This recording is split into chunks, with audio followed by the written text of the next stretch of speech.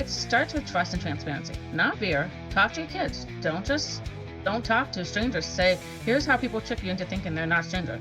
Normalize checking in. Normalize the awkward conversation.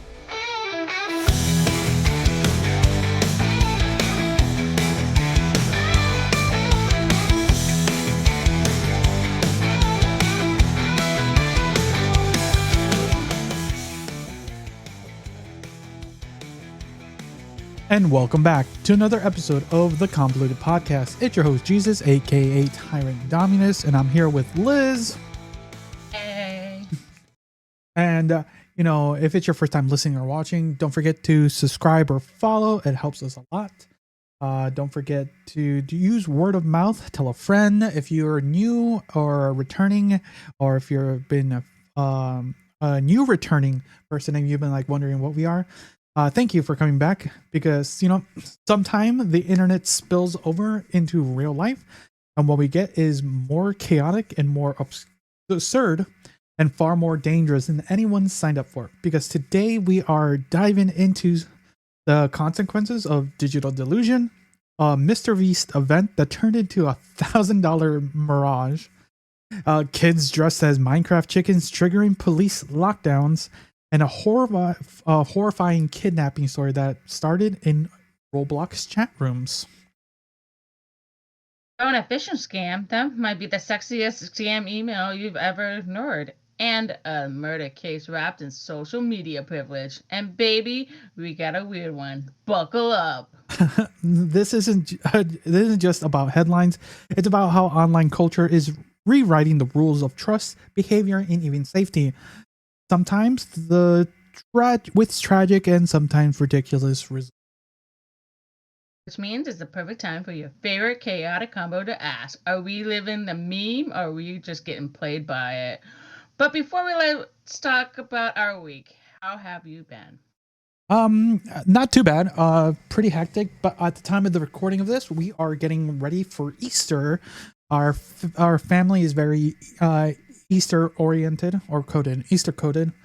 So we are planning, we have some little ones, so we are getting ready for plastic egg hunt, because egg prices are fucking expensive. So we are not used real ones in the past. We never used real ones. We always used fake ones. So growing up, the kids are barely old enough. Growing up, we did have plastic ones, but we would use hard boiled ones to do certain little games that my mom and aunts would do for us as kids, because it was a lot of us growing up. It was like 4 or 5 families together, so we would do a lot together. We would do egg coloring, like little events, things like that. Egg hunting was plastic eggs. That didn't change. It's some of the other activities. They used hard boiled eggs. You can't trust kids with raw eggs. Yeah, sure. But we're getting ready. I'm making a game for the older little one, to make egg hunting a little bit more fun, prize oriented. It's like, get me some eggs. This prize costs you 5 eggs. You can trade me 5 eggs. I'll give you this. Make it more, That's cute. more like, make it my. And then the littlest one, she's still too little to do, but she's been crawling around in the grass more often, and we're just gonna give her a little mini fun prize. We'll send you a picture later. Oh, it'll be cute. I can't wait. What about you? How has your week been? Topsy-turvy. My schedule got flip side, up, down, around, and turn around. My coworker injured himself, so my schedule was automatically changed. I didn't know this until Monday morning rolled around, and they're like, oh yeah, someone hurt themselves. Can you switch over to this department? Granted, I've never been in this department. I was supposed to be trained later on this month, early May, from preparing for somebody's vacation. Nope, that was a drastic change. Well, thank you for taking up the reins, like you always do. I know, right? I always do. But which is fine. It's a little bit different background. It's a different skill. And new experience. It's definitely, Yeah, it's a new experience for sure. I definitely like it a little bit more. It's a little bit more like conscientious about what I do, but also very lax. Like it's not like high strung. There's no phone calls. There's no constant interruptions. This, that, or 10 different questions when I'm on the other side. I swear, every time I'm on that side doing whatever else, like if I'm doing project or whatever, hey Liz, hey Liz, hey Liz. And then I wind up doing like 4 different things in that span of an hour, and I'm like, what the hell was I supposed to be doing? Oh yes, this. Well, always the one on call. But they should be privileged to have you. Yes, and then I had my evening shifts, and that was getting ready for Easter myself. So we're not doing the Easter egg dyeing or anything like that, or a hunt, but just a small Easter basket, basically. Small. I should say this is a teenager, so the small basket isn't so small anymore. Oh yeah, those have changed. Actually, I'm trying to think. I don't think our family ever did baskets. Not like those fancy traditional ones where they're already kind of pre-made. They would give us baskets to hunt. We always made our own. Yeah, we had our own basket, and then we got. I'm trying to think, but I don't think we've ever done that. It's always been just like little events, treats. Never like a basket. My sister has for the oldest one. But that's more now these days. And I don't think I was thinking of doing that, but I kind of like the idea of what I did, like I mentioned earlier, making it into a game. It'll give our oldest a little bit more a feel like I want that prize. I'm gonna work for that. I'm gonna hunt these eggs like tomorrow. Make it gamify it basically. So I was gonna get a nice basket too. But I'm like, I spent like a good amount of money on all these mini prizes. I don't know how many eggs he's actually gonna. So we'll see. If not, the fun thing is I can hold them for other events throughout the year. It's gonna be a fun summer. Yeah. But yeah, the other thing I forgot, Easter okay. breakfast. Sorry. Easter breakfast. I almost forgot about Easter breakfast. That's the other thing that's been more recent tradition, is having an Easter breakfast. My sisters have been very like, we should have Easter breakfast every Easter morning. So I have something to look forward to. I gotta make sure to bring dessert. I'm supposed to bring a fruit tart home. I gotta remember that. But at least I know when I get home, there's gonna be some Easter breakfast in the morning. Sorry, go for what was the last thing you wanted to say? We used to hide the Easter baskets. So mom would baskets up, and at the time the bunny. But I mean, either way, we would hide around the house. So we would have to go find our Easter baskets around the house. It was just fun. It was great. It was a great like wake up in the morning, like, where did the Easter bunny hide my basket today? It was always cute. We've done that to May. But we're looking forward to Easter dinner. We usually have lamb dinner so it's always a good feast to have at our house. So there you go. All right, everyone, let us know if you, by the time this episode comes out, Easter has already passed. So let us know how your Easter went. That's what will happen for us. But what traditions you guys held and do? If you do any at all. So let's get started with a tale of modern pilgrimage. A $1,000 ticket, a Vegas trip, and a promise of an immersive experience with the internet golden boy, MrBeast. Only he never showed up. Oh, you mean the overpriced funhouse maze that felt like your YouTube thumbnail stretched across 40,000 square feet of disappointment? Exactly that. So fans paid up to $1,000. I'm gonna say that again. $1,000 for an event hyped as epic of an interaction with MrBeast's world. Instead, they found empty halls, random displays, and no MrBeast. The response?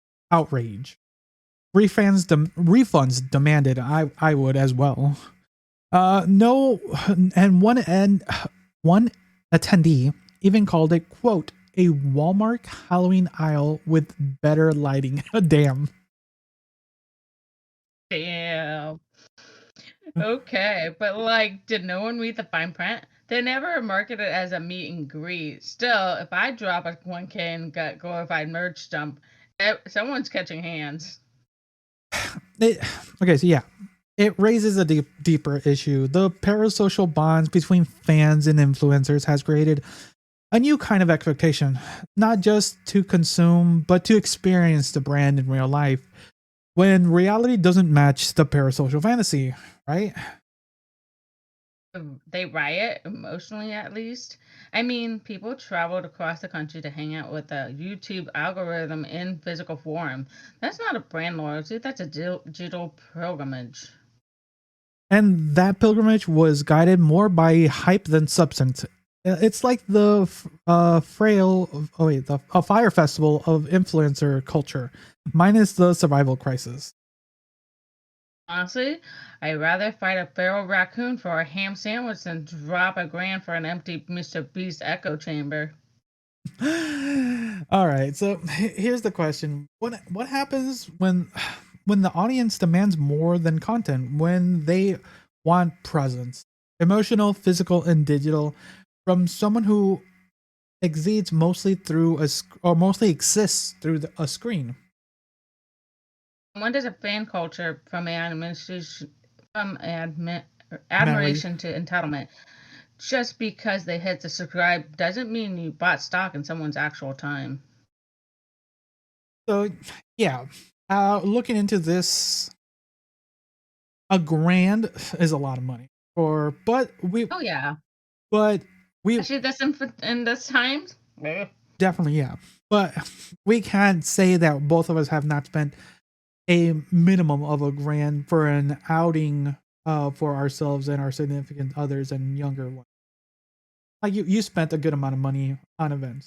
So if your child really wanted to go to an event, would you have taken them to an event if like that's all they wanted all year? You can't say that you wouldn't have. Yes, I have one coming up in 2026. BlizzCon, baby. BlizzCon. And it's probably gonna rack you a solid stack. Oh, it's gonna rack me a pretty penny. So so that's that. So it's not impossible. I don't see the wrong in spending that much money.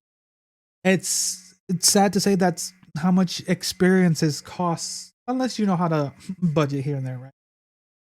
Even then, you're still going to be spending a pretty penny.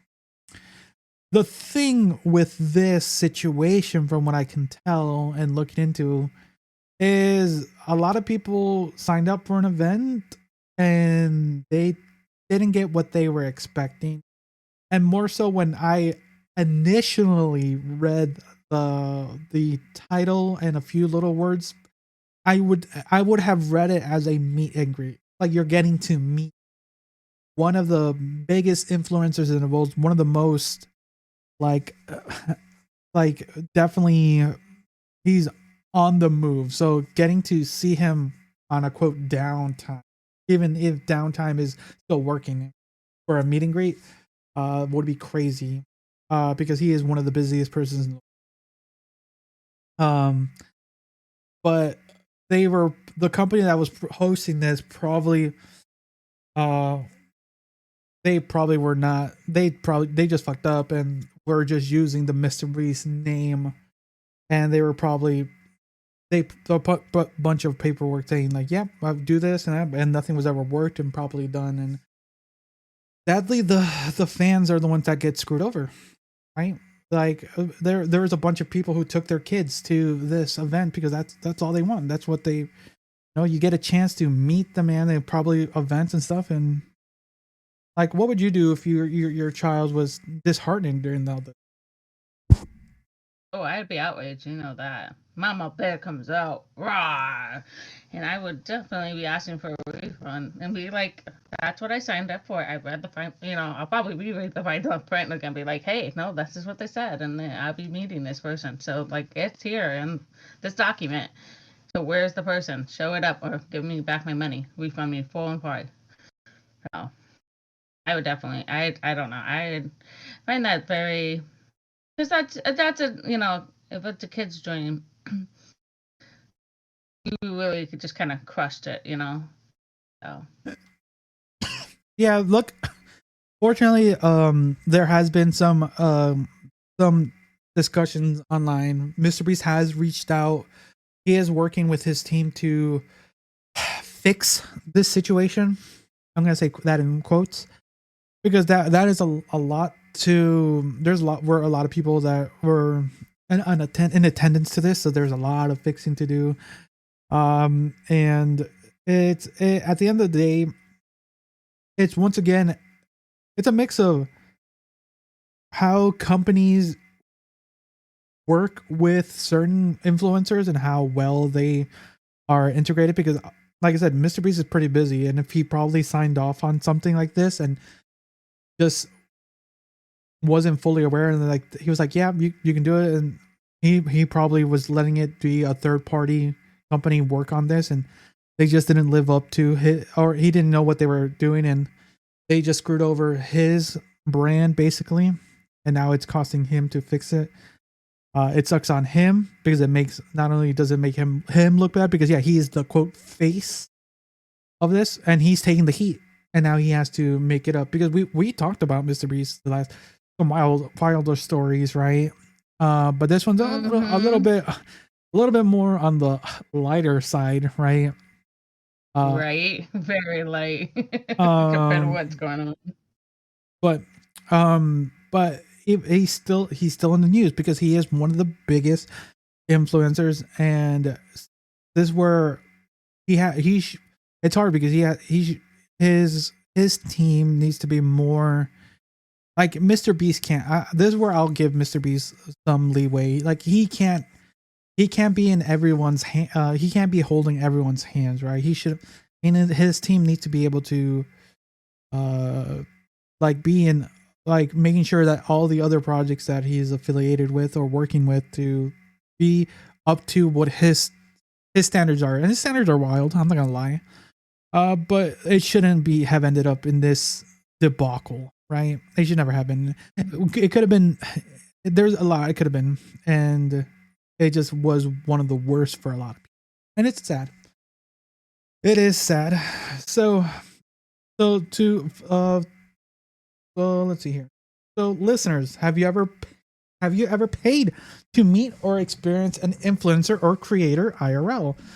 Did it deliver, or was it all just a filtered illusion? Tell us your stories. Bonus points if you involve tears, tacos, or tactical escape routes. All right then.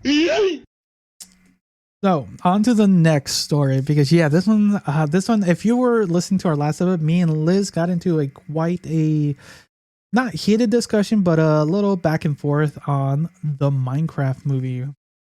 So imagine this: you take your kids to the movies, which Liz did, a harmless day out to see the new Minecraft flick, and within minutes, the theater is overrun by teens in blocky costumes screaming "Chicken Jockey supremacy" as they leap over their seat. Not exactly what the trailer promised. This is the most chaotic Gen Z ritual I've ever seen since the Milk Crate Challenge, but more feathers and less fractured spines. Okay, so for those who missed it, here's the deal. A TikTok trend took hold just before the release of Minecraft the movie, or actually after. It encouraged groups of teens to dress up as characters, especially the so-called chicken jockeys, and act out loud memes-fueled scenes in public screening. We're talking yelling, fake fights, dancing in the aisles. Some even brought props and actual chickens. Some through theaters that said it felt like a coordinated prank on a national level. Like, this wasn't just one town losing its mind, this was everywhere. Absolutely. And according to NBC News, the sense got so disruptive that multiple theaters had to call in the police. Cinemas in at least 3 different states reportedly evacuated screenings. A theater employee in California, quote, said they were jumping up and down, shouting nonsense about mobs and creepers. It was impossible to control. People were scared. It's not a riot, it's a spawn party, Mr. Manager. Honestly, I kind of get it. Well, it may sound hilarious from a distance, but for family and staff, it was chaotic. Some parents posted videos showing kids crying and confused. Others were just annoyed. Their night out got hijacked by one Twitter user called Minecraft LARPers on Monster Energy. I love how the internet took that one, that we should have been a low stakes, kid friendly film and turned it into an impromptu underground grave. It's like a Rocky Horror, but pixelated and entirely ironic.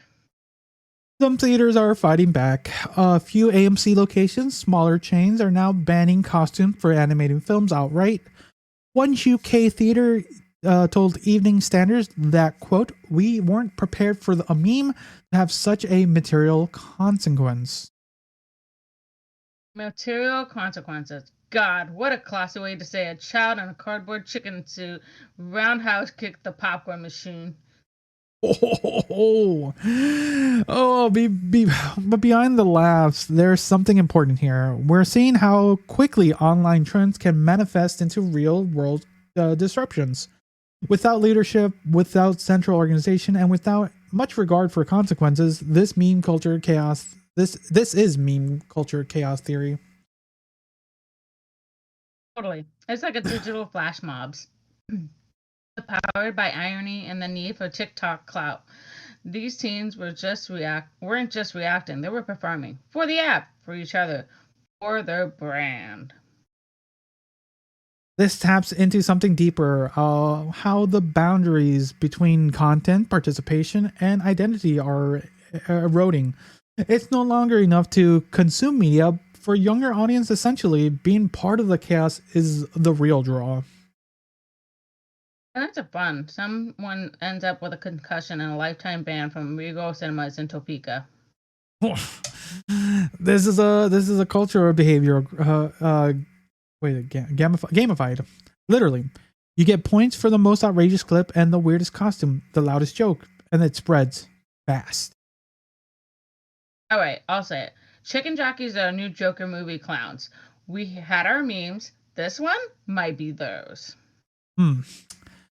So, what are your thoughts on this whole chicken jockey disaster? Are you happy that this didn't happen in your showing? Oh, I'm glad. There was one kid a little kid, like it was a little one, dressed up as one Steve in the box. So it was cute. I thought it was adorable. May thought it was adorable. It was kind of cute, but I'm glad it wasn't like outrageous like that. Yes, there was some loud, outspoken things at the end of the movie, but I will take it that and it wasn't as completely disruptive as some clapping. So I'm glad it wasn't like that. That would have pissed me off. You'd be like, "What the fuck?" Like, go out to the movies one time with my kid, and you're ruining it by me. Yeah, that is the thing about this. It's a thing where at least you and me going to see a movie is like our one like outing that like, okay, you know what, I'm just gonna go. It already costs a good chunk of money to go. I'm there to, quote, enjoy question mark a movie to the best of my ability. I hope the other moviegoers are respectful enough to enjoy the movie as well. We had a wonderful. I just recently went to go see Sinners. Beautiful movie. Look for my review out there. It's definitely one of the movies that we all want to go see again. Like, you would love this. Oh, okay, good to know. Beautiful movie. Like, it's a good like little period piece horror movie. It's really good. But yeah, look forward to my review on Sinners. But like, we had a nice quiet movie theaters. It was somber for that type of movie. But for a kids movie, you like you said, you expect kids to be laughing, kids to be having fun, but to have teenagers be acting out, I think that's the best way to put it out. Acting out, trying to get clout. That's a little too much, Like, I get the joke, the memes, But imagine if your child like said, "Mom, I'm gonna go with a friend to watch the Minecraft movie again," and you're like, "Okay," and you found out they did the chicken jockey. What would your response or feeling be? Pissed. Like, you just got yourself banned from movies for life. How do you feel about that, kid? That means it doesn't, it reflects on me too, as a parent, you know? Well, that's a good question. How do you feel about that? What are your take on that then? I didn't think about that. I think, yeah, what about, parents should have been kind of somewhat aware of this stuff. I mean, yeah, I know we're all kids and we all do some funny, crazy stuff, but nothing too disruptive. And the fact that you might be shutting down a cinema because they think, um, it's another, again, we're going back to the Batman movie when, people were doing shootings in the movies. Like, we're going back to this thing. Like, we're still, like, hesitant about going to movies sometimes. And people had to take this a little bit more seriously. Like, we already had a disaster. Why create havoc? Even though how just disruptive it is, and bringing cops who could have used their manpower for another case down the road. It blows my mind on so many aspects because it's like, where were they parents and why weren't they like, hey, how disruptive are you going to be? Like, hey, I don't mind if you do it outside the theater. It might be fun. People might get the joke out of that, but like to do it in showings. Have you actually seen the memes of people jumping around in their things? No, I have not. But again, I haven't really been on the internet because I've been focused on work or. Can you imagine it, or do you want me to show you a quick one? Let's see how disruptive. I can imagine. Okay. I probably could imagine it. That is pretty. No. Disrespectful, basically. That's not cool. It is very disrespectful. And people are trying to go out and enjoy themselves, and not supposed to be. And then on top of that, the staffers, right? They're the ones cleaning up the mess afterwards. Oh God, yes. Like, yeah, and then the whole. It's I get the meme, but then we had the what was that last meme? The Morbius thing, where people were just, that was another bad movie that got a second showing because people were memeing it so hard that they re-released it and people just didn't go see it. But it's because people were memeing so hard, but not to the extent where it was hurting the establishments.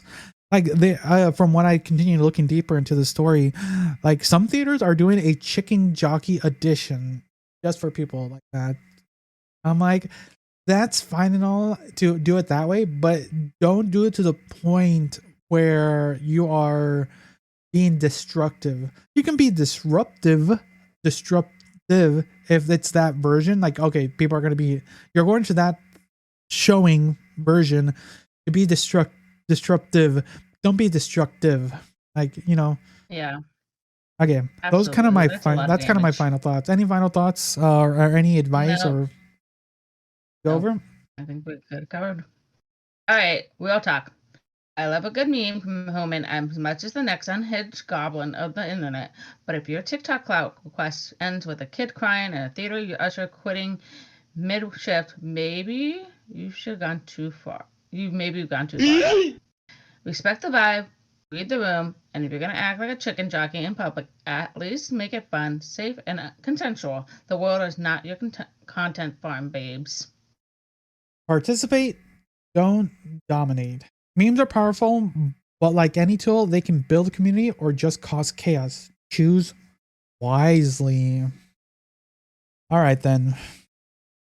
And look at that shit. This next story is not light. It's not funny, and it shouldn't be, because while we've been talking about how internet trends can be disruptive or ridiculous, this is a stark reminder that the internet can also be dangerous, especially for kids. Yeah, this one messed me up. A 10-year-old girl from California was abducted by the man she met on Roblox. Let that sink in. 10. She was found inside his car 4 hours away from her home. Okay, according to multiple reports from CNN, People in LA Times, the man initially connected with her through Roblox, a game platform that millions of kids use every day. But it didn't stop there. He then moved the conversation over to Discord, a private messaging space where things escalate. He groomed her slowly, strategically. This wasn't just a random abduction. This was a calculated move. Trust building, manipulation. According to authorities, the man used friendly messages, shared common interests, and then waited until the window was open, emotionally and literally. The sheriff's office said it best. Quote, this was a predator who deliberately used platforms popular with children to find and exploit a victim. End quote. And here's the scariest part. She left willingly. She trusted him. That's how grooming works. It erodes a child's sense of danger without even realizing it's happening. It's insidious. Insidious, yes. Yep. Thankfully, in this case, law enforcement responded quickly. The Amber Alert was issued within hours. License plate tracking and traffic cam footage helped them locate the suspect car on the highway outside of Bakersfield. The girl was recovered safe. Physically, that's good. Trauma doesn't clock out when you're found. A child's sense of safety and reality is cracked now, and you just don't pass that overnight. This isn't the first time either. In fact, the FBI issues a warning last year about increased grooming incidents on gaming platforms like Roblox, Fortnite, and Minecraft because predators follow the users, and the users, they're kids. Here's where I get pissed off. Roblox has moderation tools. Discord has age restrictions. But enforcement? It's inconsistent at best. And while platforms are working on it, we're still seeing stories like this hit the news every other month. And there's a false sense of safety around kid-friendly platforms. Bright colors, avatars, minigames. It lulls parents into thinking this is fine, but predators know that they blend in. They exploit the exact tools designed for the connection. Which is why I keep saying, if your kid is online, there is in a social space. Roblox isn't just a game. It's a chat room, a dating app, a manipulation lab if you're not careful. So let's ask the big question. What do we actually do? How do we protect kids without banning everything or turning into digital helicopter parents?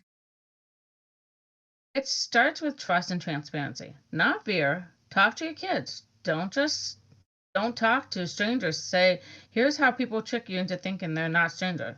Normalize checking in. Normalize the awkward conversations. And teach kids to recognize emotional manipulation, not just threats. Grooming doesn't feel scary, it feels safe until it's not. If a kid feels like they can't tell you stuff, they won't. That's a predator's best weapon. Silence, shame, secrets. So, okay, before we continue any further, this story, definitely we've talked about it. I personally have irked Liz a little bit more these last couple years, mostly since I've been educating Liz on the digital spaces more. How does this story feel now after all the discussions we've had personally outside the podcast and on the podcast? How does this story feel about how you were before our discussions and how you are now, and also how this affects you and your kid these days? I'm very aware what May has been up to. I'm very much like I still check in. And things sometimes are awkward, but that's the way how life is supposed to be, right? Especially with teenagers. But I also know they are very aware, very in tune to that kind of stuff. They only talk to their friends. They don't talk to anybody else. They know who's who. But they, obviously text or through Discord of who they are, and or they got it in physical person before they went online to each other. But May is very content about having their own Discord platform with just their friends and nobody else. Their own server, for anyone wondering, their own server. Yeah, their own server. I think it's smarter, but I think we were very more pay attention. I tell them no, talking to strangers, but at the same time, be careful who you talk to, and may just kind of built up their own defenses, and they're like, no, not happening. I don't like you. You're a stranger. I don't know you. Okay, now how do you feel about parents who were like years ago that you weren't into this knowledge in that space that you had before, where you were? I think I also had the block too about no chat rooms, and when I first signed up, man, Roblox. They had no chat rooms. They had no options for chat rooms. So I put on that censor because I was like, no, they don't need to be talking to people. It's a game you're supposed to play, not go chit-chatting with people. Now these days it's just too dangerous. It's been dangerous since it started. So The age of the internet, basically. LOL's right, chat rooms. It's always been a thing. It's just now it's kid coded. Now it's covered with a blanket. Like they said, like there's games like this is not the first and was probably not going to be the last story where kids get abducted because they met up. What are your thoughts about these uneducated parent or un-internet educated parents? I think they need to take a little bit more rain. Yeah, it's not like ideal, but the situation is kind of needed. Especially you don't want this kid. What if it's your kid? They got lucky. What about the next round? The next time. It we have to be a little bit more self-conscious about it, and unfortunately that's the way the world works, right? We have to be more hands-on. Our parents, I think it was a lot of not so much hands-on growing up as from like my father's generation and my mother's generation. It was kind of a little bit hands-off too in our generation too, a little bit. It was a little on but a little off. But now as millennials, I feel like we have to be more hands-on and we have to be more direct. Especially going down the generations, I feel like we have to be more hands-on on what our kids are exposed to. So, Bruh. I couldn't agree more with you on that. All right, Liz, I'll let you do your message. if your kid is on Roblox, Discord, or literally anything with a chat box, they're not just playing. They're in a social space. Treat it like it that way. Be present, be curious, and please be nosy. Kids don't need perfect parents. They need protective ones. Couldn't have said it better myself. Thank you, Liz. All right, next story. So this one's a little bit more tech savvy. Continuing with the tech savviness. So here's the scenario. You check your inbox, seeing a warning from Google about a suspicious login attempt. Looks official. The logo's clean. The font correct. You've seen this before, and there's a link to secure your account. Right? Your heart rate Bruh. jumps. You're thinking, oh crap, someone's trying to log into my email from Iowa at 3 a.m. And if you don't even know anyone in Iowa, so what do? You click. And that's the trap. Because what you just clicked isn't a recovery link from Google, it's a phishing page, perfectly mimicking Google's login screen, designed to steal your email credentials, backup codes, and even your two-factor authentication. Which means they're not just in your inbox, they're in your Google Drive, your calendar, your docs, your photos, everything. It's just not an email hack, it's your entire digital identity at risk. This phishing campaign, reported by Forbes and PC Magazine, is being called one of the most sophisticated scams Google users have ever faced. The subject line reads that things like unusual sign-in attempt or security alert, new device detective. It looks exactly like something you expect from Google security team. Yeah, this line from Tom's Guide got me. The fake emails are crafted with surgical precision, cloned headers, official sounding warnings, and links that, unless carefully examined, appeared legitimate to the average user. Like, it's not just good, it's disturbingly good. Some of these links even use punny code. That's where they substitute characters like G for G to create addresses like google.com, just different enough to fool your eye, but not your instincts, assuming you're already looking closely. That's some supervillain level tech. We're past Nigerian Prince emails now. We're in cyberpunk deception territory. Exactly. And according to Newsweek, Google has acknowledged the scam publicly, stating, "We are actively disabling spoof domains and urge users to report suspicious emails and enable enhanced security protocols." But here's the problem. People trust email like they trust their house keys. Most of us don't double check. We see a branded email and we click fast before we use the thinking Google equals safe. And that's the danger. It's not about technical literacy, it's about emotional urgency. These scams trigger panic, urgency, fear, and that's how they override caution. Yep, it's an emotional hack. They're hacking you before they hack the system. They're counting on your stress response to click before you think. So what can you do? What can we do? First, pause. Any email that demands immediate action should be treated with suspicion. Don't click links in emails if you weren't expecting them. Go directly to the website and then type the address yourself. And if you're ever unsure, hover over the link.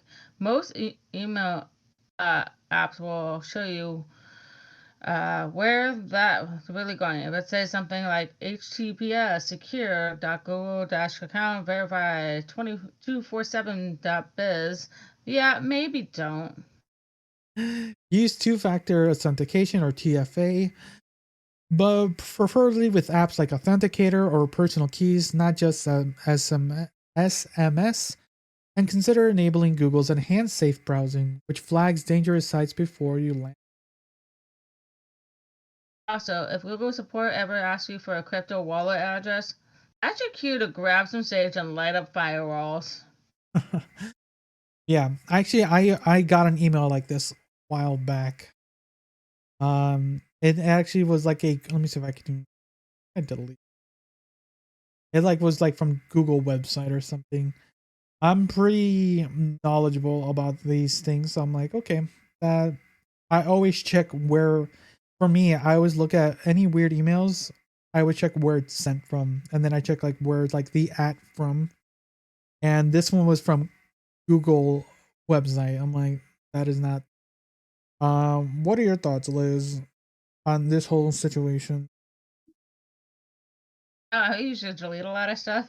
See this and I go, no, it wasn't me. Slide off. Like there's nothing important. I Do you have ever do you ever worry when you get like your account is being accessed from that account or from another device? sometimes it's me who's accessing my account. I'm using it from a different computer. Like I signed into my Spotify account at work. I Exactly. get it and it's linked to my Google. I know exactly that was me because I look at my email. That was me. Walk So away. do you ever worry if you ever say like, wait, who's logging into my? No, no. I just go. This is May. May's always accessing my account at random times in the night sometimes because they were trying to get into one of my streaming devices. I'll get that alert and we're like, okay. Oh, at that Okay. time, that makes sense. May, does insomnia, so like, like it doesn't bother me because I know what's going on. That's good. So how do we tell people who aren't as know how like yourself? Just think about it. Did you access yours? Was it recent? And also, yeah, like I said, I think I've never really clicked in on all these stuff because I question and go, this doesn't feel right. Delete. I always have this thing. I've always deleted a lot of emails and be like, yep, delete, delete, delete, delete. So much junk is running my thing. Exactly. It just more so just being attentive. I know these can be scary, but yeah, it's just making sure you're being aware of the whole thing. So the best thing I could say is slow is safe, fast is fished. Always double check sender address, always verify links, and never press panic buttons in your inbox. They are bait. hmm And then if you remember, if an email looks too real to question, that's when you need to question it. All right. This is going to be our main topic of discussion. It's a big one. I don't know if you've heard this one. I saw you post it, but I didn't know anything about it. So let's go through this. Some store, actually, you can take a quick pause, everyone. Give me one.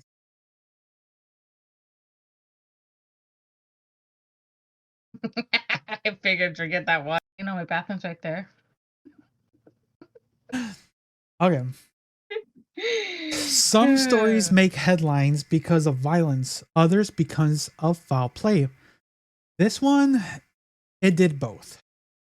What started as a fight between two teens at a high school track meet has become something bigger. A national conversation about race, class, justice, and how quickly the court of public opinion forms, long before any legal ruling. Yeah, we're talking about a fatal stabbing. But also how the world reacts when the kid with the knife and lives in a gated community and the kid who died gets reduced to a hashtag. Let's rewind to April 12th. It was at a regional high school track event in Austin, Texas. Not exactly where you would expect a homicide to unfold. But during a break in the competition, a confrontation started between two runners, Karmelo Anthony, 16, and Austin Metcalf. Metcalf? I'm reading right? Metcalf, yeah. Metcalf, also 16. Metcalf. They weren't teammates, but they crossed paths before. Witnesses said it escalated fast. First words, then shoving, then out of nowhere, Karmelo pulled a knife and stabbed Austin in the chest. EMTs got there within minutes, but it was too late. Reports say the blade punctured his heart. It was a single blow, but the damage, devastating. He was pronounced dead at that same hour. I mean, can we just hold that for a second? A school sports event. 1 second, you're warming up for a race. The next, there's blood on the track and someone's child isn't coming home. The other family child is in handcuffs. Karmelo was arrested at the scene and charged with second-degree murder. According to court official records, the knife was concealed. Not something he found or grabbed in the moment, but something he brought with him. Prosecutors are saying that points to intent. But his defense team argues that it wasn't premeditated. It was protective. That he was afraid. That Austin had threatened him previously. They're setting up a self-defense narrative, framing Karmelo as a quiet kid pushed into a corner. And you know what? Maybe he was scared. Maybe there was tension. But that doesn't erase the fact that one kid is dead and the other one has a weapon ready to go. That changes everything. Then came the backlash. Not just the stabbing, but what happened next. Because 3 days later, Karmelo was released on bond. Not just quietly, but visibly. Cameras captured him returning to a gated community, reportedly staying at a $900,000 rental home with his family, driving a brand new vehicle from their GoFundMe account.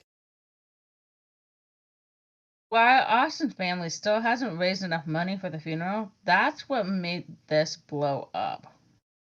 The New York Post quoted a family friend saying, "It's like nothing happened.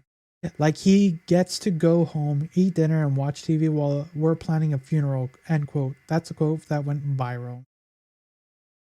And you could feel the rage, because it wasn't just about the crime anymore. It was about the optics. One kid dead, one kid in a luxury home. It looked like the money bought freedom. It looked like justice was already bending. Then came the press conference Karmelo's parents held one. Speaking through their lawyer, trying to humanize him, their lawyer said, "Karmelo is devastated. He's not a violent person. He was scared and acted on instinct." But that moment didn't land the way they wanted, because Austin's father showed up, not as part of the press conference, but as a grieving parent who crossed the event. ABC News reported that the father of the slain teen shouted at the podium, calling Karmelo's family liars, demanding accountability. He was escorted by security, visibly emotional and yelling, quote, "Tell the truth. My son is dead." End quote. He didn't care about the decorum. He didn't care about the optics. His son was gone. And what he saw that day was a narrative forming, one that made this kid the aggressor, the villain, the reason this all happened. And just like that, the conversation moved beyond guilt or innocence and into the who the media protects, who gets the second chance, and who gets the silent headline. All right. Let's see. Okay, before we get into, because this is broken up in parts, Liz, what do you think of just the initial incident? Crazy. It makes you wonder who was it. It has to. There's got to be some lead up somewhere. Someone's got to confess. I feel like there's this. I feel the tension. Like I can feel the room. Like it's just crazy. I don't know. It really makes you wonder how this is going to sway, because this is, again, it's kind of racial profiling. I did kind of see the pictures beforehand. One was white, the other was black. And yeah, we'll be diving into that in the next sections. What are your thoughts? What are your thoughts of him being released on bond just 3 days afterward, after a vision, like a vision, like it was not like did he or did not. He was like, it was an open, everyone saw him, quote, kill a person in broad daylight. Like, what are your thoughts about that? It's crazy. I have no idea what words are spent. I don't know where, it's crazy because, it feels like it was blatantly murder right there and then, Why is he released on bond 3 days later? Like, and into a nice fancy house, like. Yeah, allegedly. And a car, a nice car too. So allegedly, so there was a big GoFundMe that was raised for Karmelo and his family, and it raised a good amount of money. And allegedly, they used the GoFundMe money that was supposed to be used for his lawyer fees. They used it for the house, and that's what his parents used. Allegedly.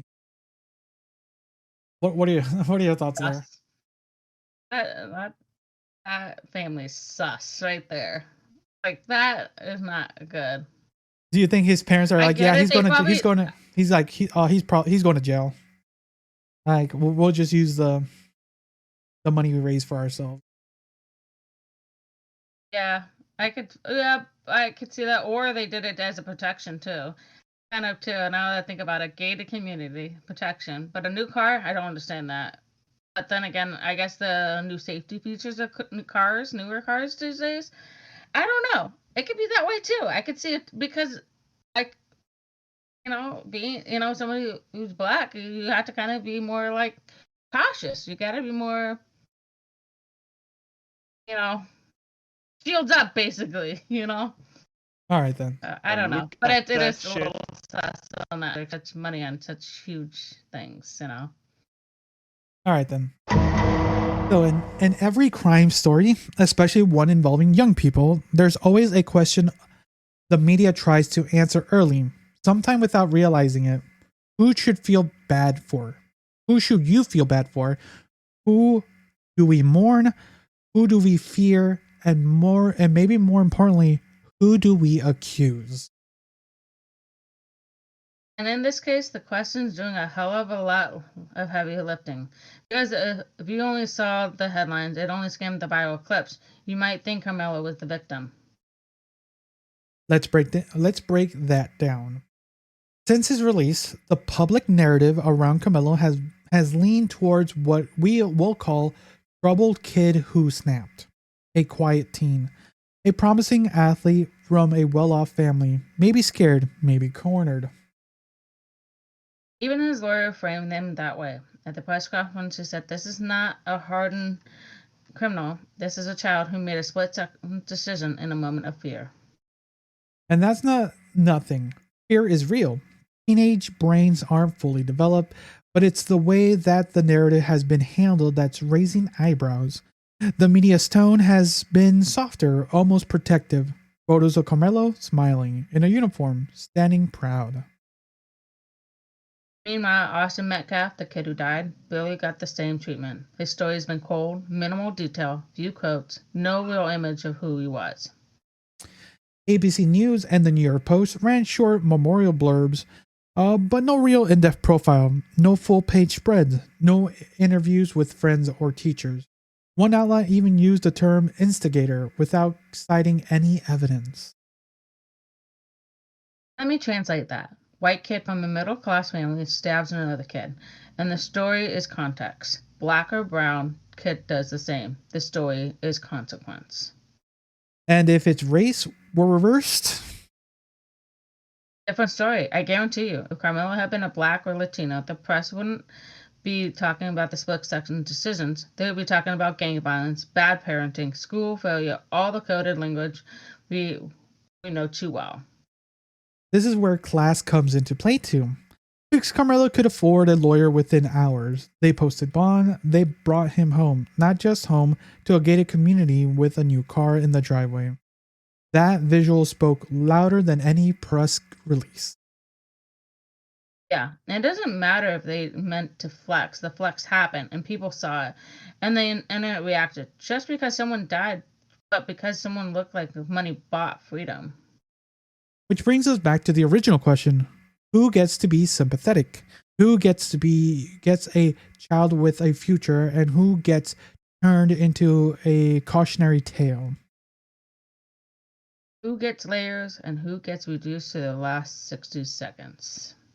So yeah, so continuing this discussion, like you were talking about, yeah, there's a lot to this. Like I said, we were gonna get deeper into this. It is it's a lot in this story. This is not the first story we've had in these cases, right? This is probably, we've read lots of stories like this, but this is definitely one where one person is definitely getting more of the narrative spoken than the other, right? This is definitely getting coded one side than the other. But it happens on the other side too. It happens on the other side. But sometimes more on the negative side to the quote instigator, right? What are your thoughts on this so far? Reading more of it. It is a weird thing because it is two different social standings per se, and two different races. Race stand. And then the fact, yeah, it's hard because usually it's the white people that have money. And if it was the flip side, it'd make that kid guilty automatically. But if it's the other direction, which it is right now, it's kind of like, how do you play this narrative? Like, to me, it's kind of, the kid shouldn't have to fear, I feel like. But again, we don't know what, was interactions between the two. And we don't know what the story is standing in this kid that died, So it's just. So what are your thoughts of how it's a weird. What are your thoughts on how one story is being told while the other one's kind of being like shoved under the rug? It just feels weird. It feels lopsided. I don't know. I don't know. It just feels weird because it's not the story we're used to listening to, right? So it's the other end of the spectrum. I don't know. I find that weird that I don't know. It's kind of an odd thing. Like, I don't know how to play it. It's like, either way, a kid died. To me, it's like a kid died, and they should be talking about the kid who died too. They shouldn't be just leaving to the kid who lived. All right, then. So even before the courtroom opened its doors, the trial often starts in another arena, the algorithm. TikTok trends, Reddit debates, YouTube reaction, and subtweets that are already rendered judgment. In the case of Karmelo Anthony, the public narrative has exploded long before any jury sees evidence. This isn't just discussion. This is weaponized speculation. It's messy, it's viral, and it's got millions of people playing digital detective with zero context and way too much confidence. Let's talk numbers. The hashtag uh, Karmelo Anthony case has over 12 million views on TikTok. One of the top videos posted by influencer who claims to be the crime analyst breaks down Carmelo's body language from the press conference. She says, and I quote, "He didn't cry. That tells you everything you need to know," end quote. Oh, totally. Because every traumatized 16-year-old reacts the same way in public, under pressure, while being filmed by every major outlet. What a science. And then there's Reddit. The thread titled, "Is Karmelo a product of privilege or a victim of bias?" has nearly 1,500 comments. Some users are already deep in conspiracy mode, claiming Austin had ties to gangs, based entirely on a photo where he was wearing a red hood and throwing a peace sign. Red hoodie. Wow. Case closed. Reddit. But that's the point. Assumptions become evidence in the digital courtroom. And because Karmelo lives in a gated community, drives a new car, and was released on bond, people are overlaying their personal frustration with the justice system onto him, whether or not the facts line up. And here it gets worse. Someone doxed both families. Austin's family had to shut down her Facebook after strangers flooded her inbox accusing her of raising a bully. And Carmelo's cousin, he made a TikTok defending him, and now she's getting death threats. Literally, I hope your whole family burns. Like, that's where we are. That's all this. That's all this before a single cross-examination, before the forensics are reviewed, before anyone testifies. The internet doesn't wait for the process; it creates its own, fast, emotional, and usually irreversible. And everyone's monetizing it too. There's already a YouTube breakdown entitled "Karmelo Anthony Guilty Until Proven Innocent," with the sponsored link for a VPN software in the first 60 seconds. Like, bro. We've reached this moment where content is content. Doesn't matter if it's someone's drama, someone's kids, someone's funeral. It drives engagement. Someone's gonna clip it, frame it, and slap a logo on it. And let's be clear. This happens in every high-profile case, but that hits different here. Here is how young everyone is. There aren't 30-year-olds. These are 16-year-olds being dissected like characters on a prestige drama. Only no one's writing a second season. Even some journalists are participating. A viral tweet that from a verified reporter reads, "Regardless of what happened in court, we now know what kind of person Karmelo is." No citation, no context, just that. Over 900 retweets. End quote. That was 9,000. 9,000. My bad. That's a lot of retweets. It's a lot. That's not journalism. That's fan fiction with a press badge. Also, that's not just us being brigading. We're doing the same thing as we're discussing this, but we're kind of discussing it between me and Liz, because I briefly heard of this story and now we're diving deeper into it, learning about it. And it's hard sometimes to dig into these stories because there's just so much out there and so many different biases happening, right? As we talked, there's so much to this thing. There are young kids, there's race, there's different social standings. There's a lot to this thing, but like we just said, the internet takes it by the reins immediately before anything really happens. And usually you and me, we wait until it's in or after court is, but we usually try to report about it, but we're talking about it more so we are being a little bit hypocritical, a bit, that's, but we're talking about it because we want to know a little bit more about it and make it into an actual discussion. What are your thoughts as the internet has taken this list? This is crazy with the internet. I mean, I don't think anybody's playing. I think the internet's already biased, completely biased. I don't know if they find him guilty or not guilty, or I think there's both sides. There's both sides. There's both sides. Yeah, it is. Or actually, there's multiple sides. Yeah, it feels like it's leaning on one side more heavily. I don't know. That's what I'm gathering. So I think it. So here's the thing: when it comes to anything internet, there's always a side that feels, but that's always where you're looking at. This is where you have to be careful. What section of the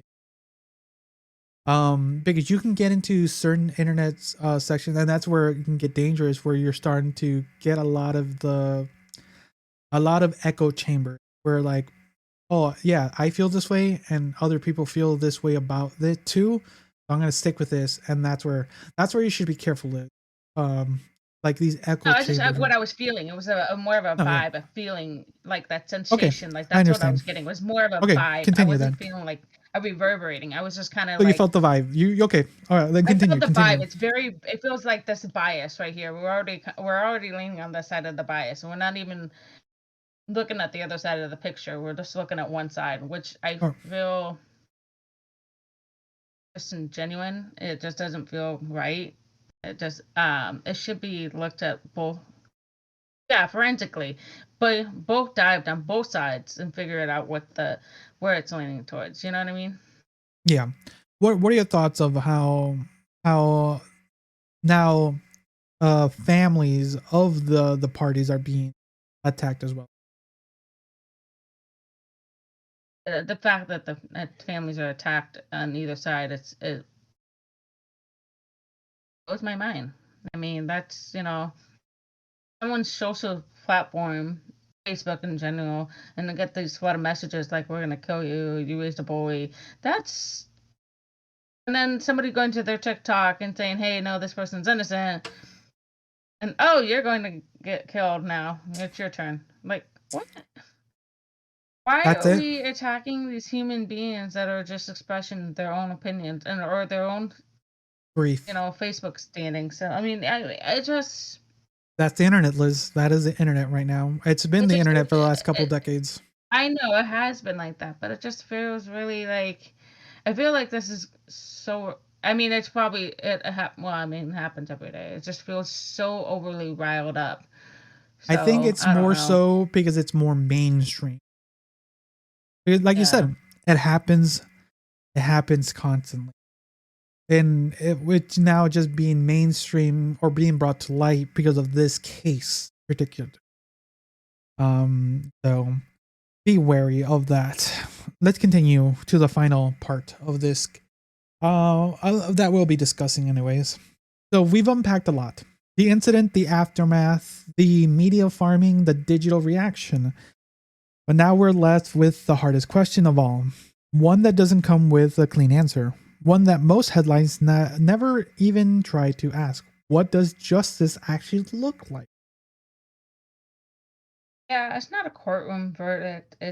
Not a sentencing chart. It's not like a TikTok thread with color threaded coded theories. Real justice should mean healing, accountability, safety, but let's be honest, we really get all three. So let's start with what the law says. We are not lawyers, so let's see what we're not lawyers. So this is what we got from we've looked into about the case at the moment. So Karmelo Anthony, who is currently 16, is charged with second-degree murder. So what we looked up is under Texas law, that means the prosecution believes if prosecution believes he intended serious harm or death, but wasn't premeditated, if convicted, the sentence could range between 2 to 20 years. Whew. And because he's a minor, the court has discretion. But depending on how the court unfolds, he could be tried as an adult. That's not confirmed yet. His legal team is already arguing for juvenile protection, saying this was an emotional overreaction by a scared kid. So this which leads us to the heart of the debate. Was this a crime driven by fear or an act of violence brought into public space with intent? And more importantly, will either answer satisfy anyone? Not Austin's family. They lost a son, a sibling, a teammate. The press conference held by Austin's parents was raw. His mother said he was goofy, brilliant, stubborn, kind, and he didn't get a chance to grow up. That's not something prison time fixes. And yet we live in a system built on punishment. We measure justice in years, 5, 10, 20, like that is a conversion rate for grief. But is that real justice? Because I'll tell you, if I lost someone I loved that way, 20 years wouldn't bring me peace. And if we're Carmelo's mother watching the internet destroy my child before the trial even starts, I don't even know what I trust the system to give us a mercy either. Which is why I want to bring up something rarely mentioned in cases. Restorative justice. It's not just punishment, it's about asking what led to this. What could have prevented it? And what do both families need to move forward? Right, we talked about this off air before. Restorative justice means everyone's humanity. Seeing everyone's humanity. It asks what harm was done and what needs to be happened to make it right.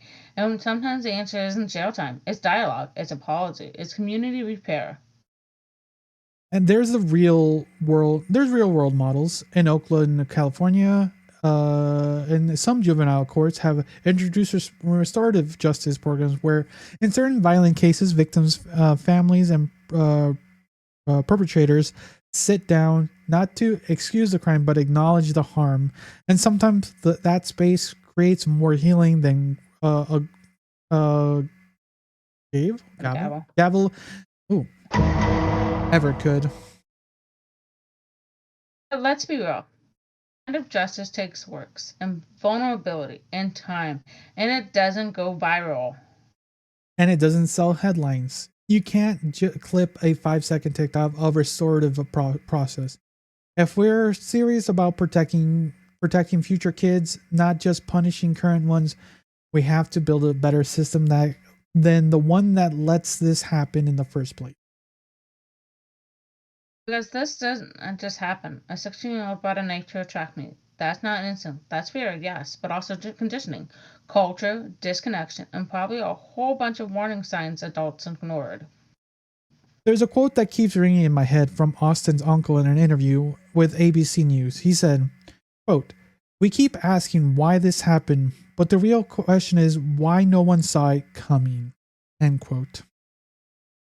Exactly, because justice doesn't about what comes after the worst moment. It's about everything comes before it.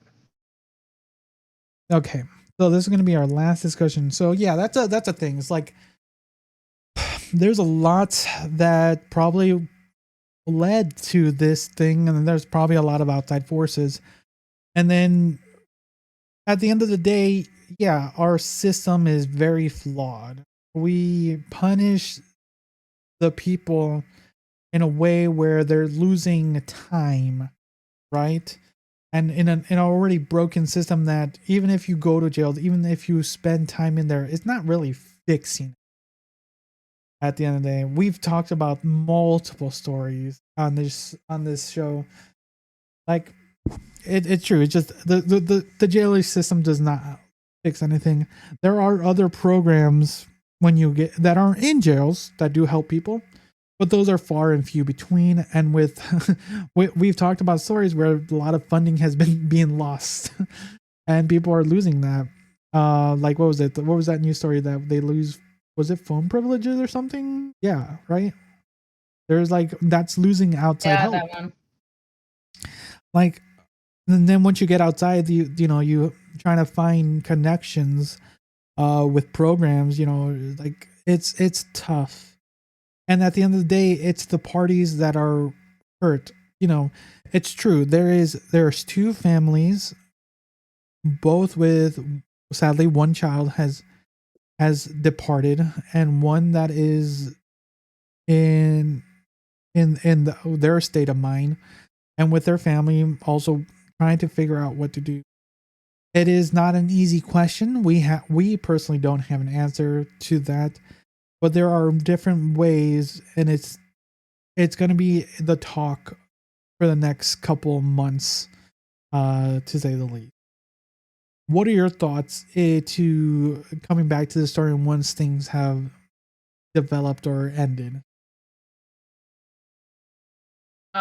Being Texas, I'm curious how this will sway because it really does, how how this will all fall. Well, I wish there was a way that Oakland did like restorative justice, because they are both juveniles when this all happened. It sounds like, because this happened what, a year ago, I'm assuming, because this not Just a this year. couple weeks ago, April Really, 12th. it is okay.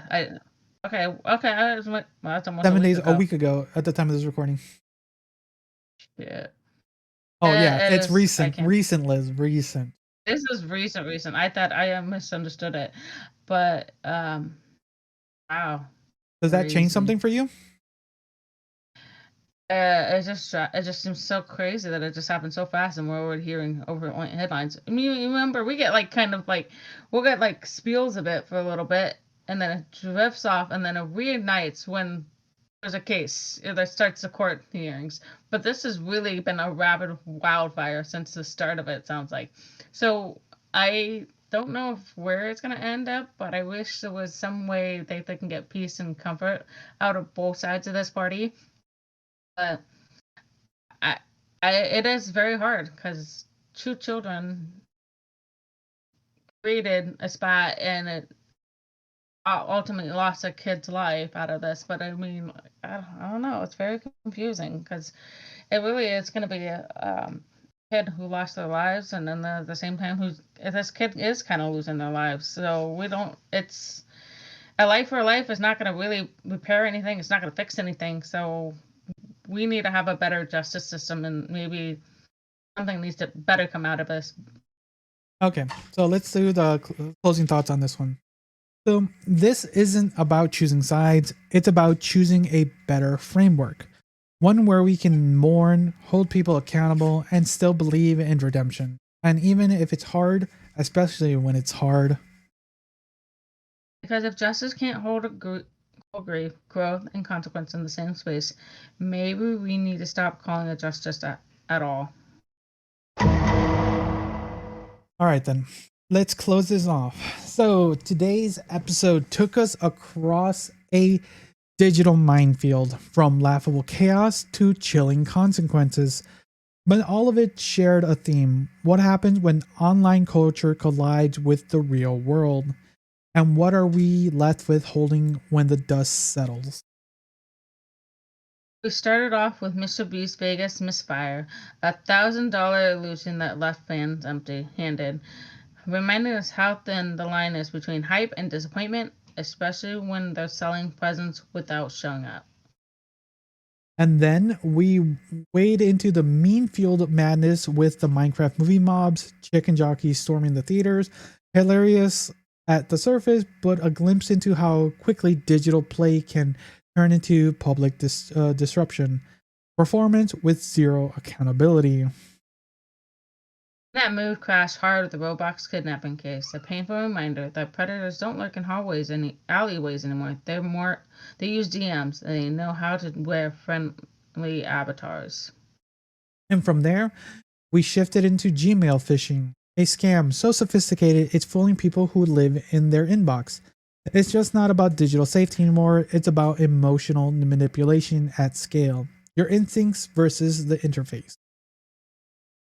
And then we speak the bulk of episode of the mess of Karmelo Anthony's case, a fight, a death, a trial, and some trying to decide what story it wants to sell. We ask who gets to be a victim, who gets to be forgiven, and who gets flattened into a narrative before the truth even can breathe. We saw a legal process shaped by a press conference and property values, and an internet that docks both families in the name of justice, and a reminder that justice isn't always about closure. Sometimes it's just a deeper kind of lost. And through all of it, one thing kept coming up: urgency. They need to react, to post, to judge, but maybe we need more of is pause, less punishment, more protection, and systems that don't wait for tragedy to start caring.